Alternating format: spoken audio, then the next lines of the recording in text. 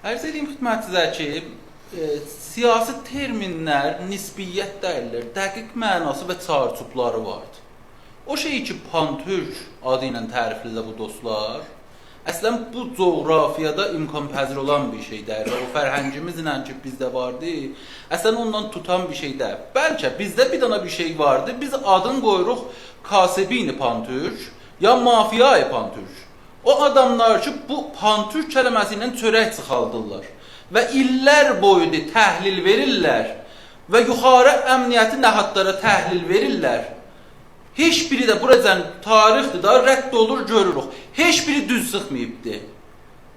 O adamı ki, təhlil verirdi, Zəngidə filan mərzdən filan ittifaqsa düşəcəkdi. Nə oldu? Və niyə düşmədi? O ağayı ki, burada hamımıza tək-bətək pərvəndə yazırdı. İndi hansı ağanın otubdu New York'da Cavid Şah elir.